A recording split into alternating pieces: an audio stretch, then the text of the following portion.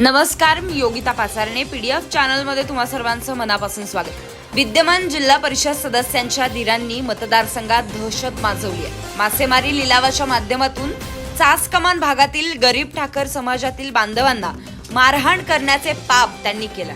पण आता ही दादागिरी खपवून घेतली जाणार नाही, असा सनसणीत इशारा माजी सभापती अंकुश राक्षे यांनी दिला. कडूस चास गटातील राष्ट्रवादी काँग्रेसचे उमेदवार सौ वसुधा राक्षे आणि श्री शंकर कावडे यांच्या प्रचार शुभारंभ प्रसंगी ते बोलत होते. यावेळी माजी आमदार दिलीप अण्णा मोहिते पाटील यांनी विरोधकांचा खरपूस समाचार घेतला. अंकुश राक्षे म्हणाले, गेल्या 9 वर्षात आपण जी चूक केली ती सुधारण्याची संधी आता आली आहे. विरोधकांनी गावागावात वाद लावून स्वतःची राजकीय पोळी भाजली आहे. वरून सोज्वळपणाचा आव आणणाऱ्या या लोकांचे खरे रूप जनतेने ओळखले आहे. अवैध ठेकेदारी आणि भ्रष्टाचाराने कळस गाठलाय. सौ वसुधा राक्षे म्हणाल्या, महिला व युवक सक्षमीकरण करून त्यांना रोजगार निर्माण करून देणे हे माझा ध्येय आहे.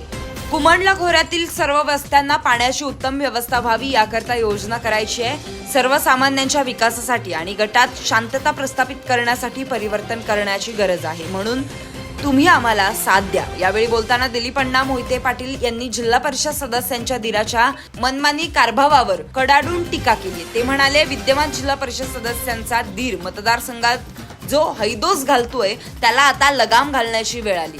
गरिबांवर हात उगारणाऱ्या आणि दादागिरी करणाऱ्या या प्रवृत्तीला जशास तसे उत्तर दिले जाईल. कार्यकर्त्यांनी आणि ग्रामस्थांनी कुणाच्याही दबावाला घाबरू नये. कडूसकरांनी ठरवले तर ते कोणालाही सत्तेवर बसवू शकतात आणि माजलेल्यांना खाली खेचू शकतात, असा विश्वास त्यांनी व्यक्त केला.